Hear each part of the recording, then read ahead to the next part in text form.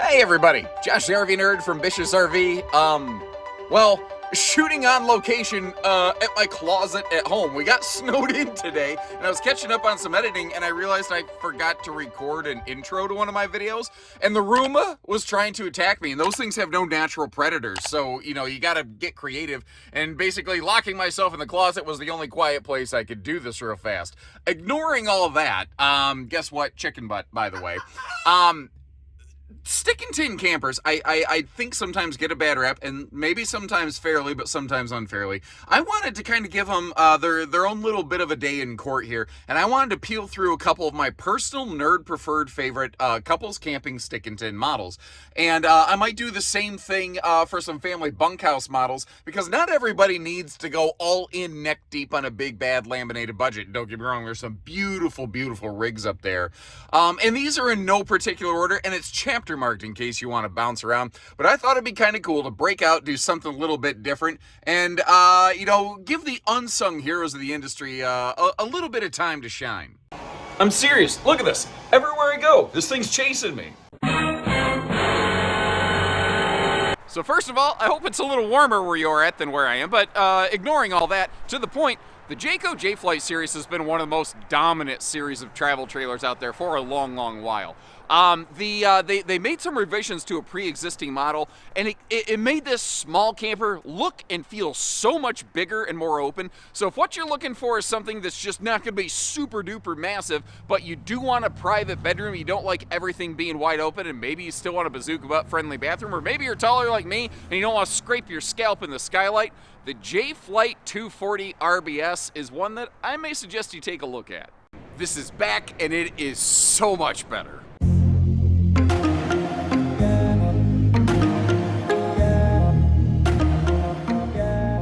Hey everybody, Josh the RV Nerd with Bish's RV here, taking a look at the updated, improved, revised 240 RBS. When this one first came out, it felt really small and boxy and cramped inside because they had built this like big giant walk-in pantry right behind the entertainment center. The problem is, in a small space, it stuck in so far that it just really never even felt like you had a slide. It never felt big in there.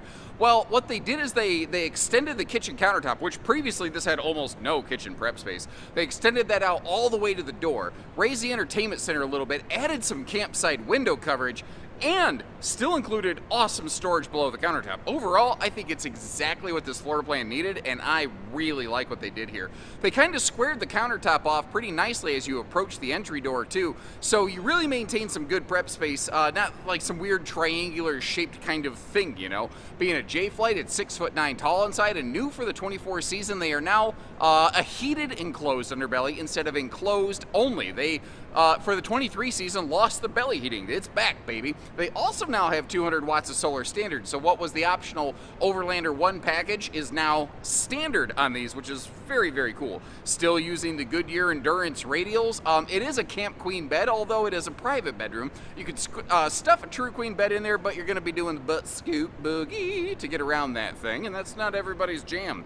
I do really respect how they're still including a ladder versus most manufacturers to say, yeah, you spent all this money on the RV. By the way, you also have to spend a couple $100 extra on your ladder now if you want to get up there and maintain it, which we require you do to maintain your warranty. Jayco doesn't do that. Now, this is a Jay Flight. It's not like the full-on, like, glitzy package thing that they have. So there's some things it doesn't do, but there's some things it does well. And, by the way, it is available in a fiberglass skin package, which is cool. All your full Jay Flight non-SLX things are all available with an optional fiberglass skin, and I think it looks pretty sharp. Now, with a somewhat similar layout, if you like that Jay Flight, but you just need a little bit more room, Grey Wolf just came out with a new 26 LK model, and I give points in this in these lists to originality. And I will tell you, that definitely shapes the things that interest me, because I see the same thing all day, every day. So when I see a manufacturer try to do something a little bit different like they did in this new 26 LK Grey Wolf, I don't know, it kind of catches my attention. Not to mention, from the factory having a lot of equipment like the big Fajita Friday fume fighting far fan instead of the dollar store 4-inch fart fighter, that is a, well, it's not a stinky situation now, is it?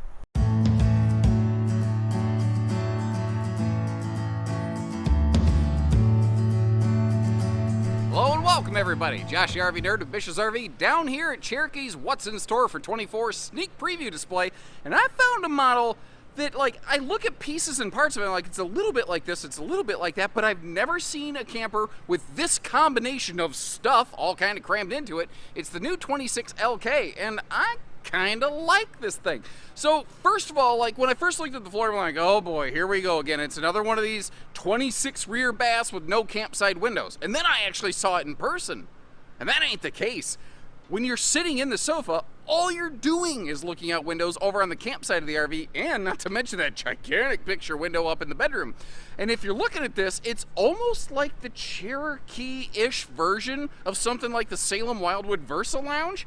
And frankly, I'm here for it. I love variety of seating solutions like that. And what's kind of cool, this is one of the very first times I've ever seen Cherokee include some level of recliner right in the slide. If you choose to add a TV to this thing, you're sitting on Boardwalk and Park Place. It's pretty darn cool. Now in the bathroom, of course, you've got the big full-size Fajita Friday Fume Fight and Fart fan instead of the little 4-inch dollar store variety.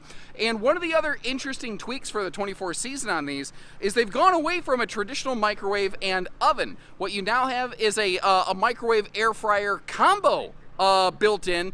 And I kind of like that. Now, if you're not park camping, if you don't have power hookup, like you still have the cooktop for propane cooking, but you don't have a traditional oven, but you can still cook some cookies and biscuits in there, provided you got power. Tank heaters have also become a standard thing this year, and a bunch of other really cool things. It's easy to miss what they've actually done this year because it just feels so natural and so right. I'm excited to see what you think about it. It's not without its hitches and its giddy up. And I'm going to show you the good with the bad as we go. And if you appreciate that, make sure you hit that subscribe button. Let's get in there. Now, our third entry in the list here actually came based on your input and suggestion as viewers. Some folks said, Josh, you need to check this one out. And I hadn't really taken a good hard look at Springdale campers in a while.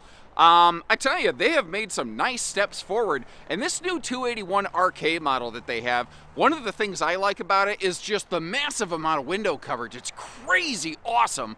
But also the fact that is a no island opposing slide camper. And those are about as rare as frog's hair nowadays. And I like the open space that they provide.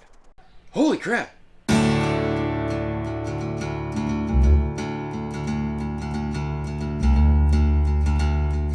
Welcome everybody to the Indianapolis RV Show. My name is Josh the RV Nerd, although this event will be long concluded by the time this footage rolls out, at least for this year.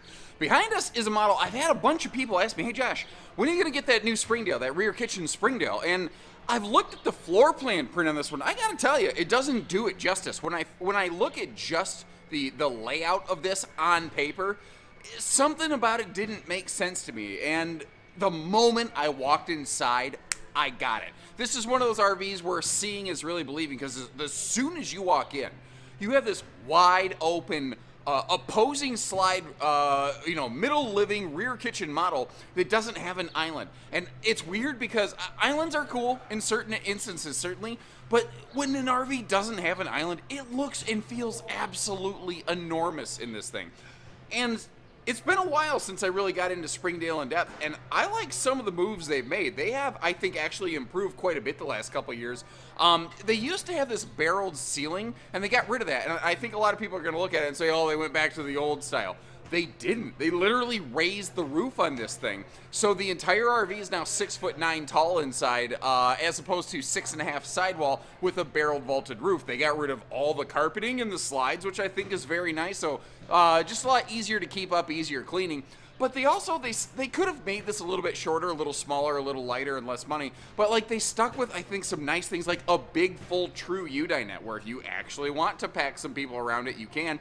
It can fold down into a bigger guest sleeper if needed. And it also means that slide had to be bigger so you have more campsite windows. And window coverage is absolutely what this RV does. Actually, what's really funny is the back end of this thing kind of reminds me a little bit of an ORV like they might make out west, although obviously it's a completely different animal. It's got some good points, and it's got some I don't think you're gonna like, and I'm gonna try to pull both of those to the forefront so that you can decide which one works best for you. And if you appreciate the candor, hit that subscribe button, like our video, let's get in there.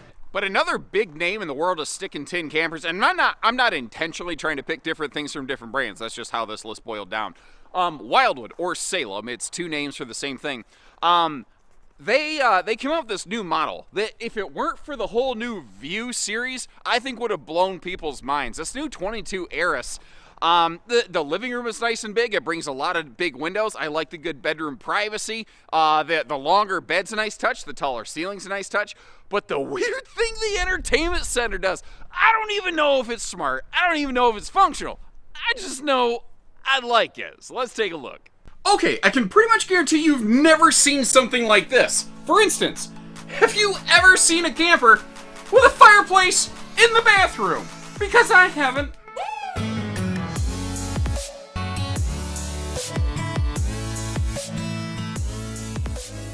Hey everybody, Josh the RV Nerd of Bish's RV. I bet you never thought you'd see an RV video begin like that. This is the new 22 ERAS, or as I like to think of it, Taylor Swift in her Wildwood era. This new little model is very, very interesting because it should qualify for a lot of half-ton towability. It's just over 28-foot tip to tail, tongue to bumper, so be careful of that 22 model number because, you know, it ain't 22 foot long. But it's not terribly heavy, but it gives us a very nice, big, spacious kitchen living room wombo combo with a wraparound kitchen counter dining bar that I love. I love arrangements like that. I'm just such a sucker for them. So it gives us good counter space, good prep space, and great window coverage. Even though this is not one of the actual official View models, it is dangerously close. It has those big bedroom windows, the big kitchen living room windows to really give you some nice expansive views of things. Underbelly is forced air heated. You've got the superior stabilizer jacks on these. And today, instead of the conventional tin skin, we're looking at it in the platinum package, the optional platinum package. It swaps the skin from the tin skin to the fiberglass. It tints the windows, and it puts a window in the entry door. And I like all those things. There's benefits to all of them. There's a little drawback to anything, but there's a lot of benefits to that. What's really crazy about this model, though, is not just that like cool direct-facing pantry-tainment system. It's easy to watch TV from the sofa, but the fact that like if you want to sit up in bed at night, and with their Versatilt bed, it's super easy to do that because the bed actually does tilt right up. The living room, entertainment, and fireplace, the pantry-tainment wall pivots and swings around and does like sit in place. It's an intentional design so that it faces the bedroom at night. So you have a nighttime bedroom electric heater to really focus and concentrate. You can have some awesome entertainment in there. It is weird, it is wacky, it is wild, and it is my kind of strange. I love goofy stuff like this. But our last entry here, and probably my personal favorite couples camping stick and tin camper out there, has to be the 240ML Transcend. It is as close to, I think, a perfect couples camper as I've ever seen in the stick and tin world. Now, that is my nerdy way of looking at it. You might look at it and go, this thing's an absolute failure. I totally get that. I totally respect that.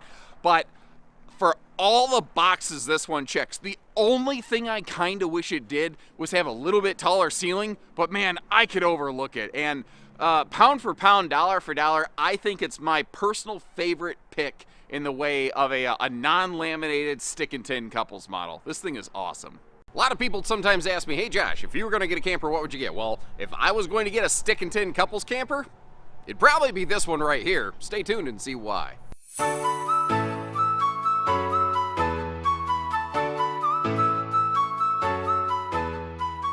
Hey everybody, Josh the RV Nerd of Bish's RV here with the Transcend 240ML. It's been about 2 years since I got my hand on this, and they just went through a big wave of updates. I thought it'd be a good time to get you some updated footage on this one.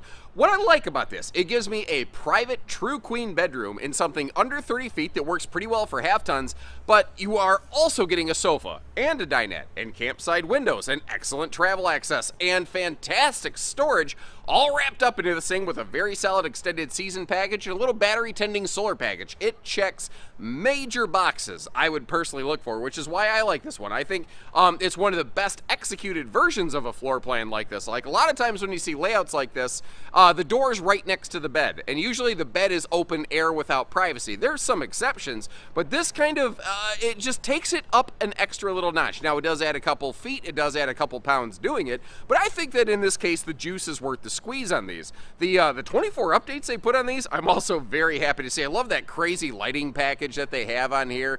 They're sticking with that 12-volt compressor fridge, which is something that I personally like as a person that park camps a lot. And some people ask, you know, when you're towing, can the solar keep up with the fridge? You don't even need solar for that fridge to run in transit. That's one of the best parts about it right there. The whole look of these also, that's the thing. I've referred to it as a stick and tin camper. It doesn't look like that at all, inside and outside. It looks and feels to be like an elevated, more upscale laminated model. Although, obviously, it is a wood frame RV, but they're using things like a thicker aluminum sidewall skin. While it might add a couple pounds, it's also going to be far more resistant to impact damage, like low-hanging tree branches or hail, or if you're running the lawnmower past the thing and it shoots a rock off to the side, it's going to be a lot harder to Woody Woodpecker dent the side of this thing up. Now, for those of you who are saying, yeah, but I got a family, Jack, I need something in the bunks, I am going to make a bunkhouse version of this video, or I may already have that video out by now. But I'm not even sure which video comes out in which order anymore. I do a lot of videos. But regardless, which one of these was your favorite? Like, let me ask you, if you were going to get a stick and tin couples camper, which one would you get from any manufacturer, and why is that the one that speaks to you? Leave me a comment. Maybe I'll have a video of it already. Maybe I'll need to go get a video of it. Let me know, and I'll do my best. Until next time, also let me know if there's a specific kind of category or list you'd like me to try to whip up. I can't get to all the suggestions, but I will sure try. So take a look at the links in the video description again to see pricing and availability and full walkthrough video tours on all these things. But until then, take care, stay safe, have fun, and happy camping, everyone.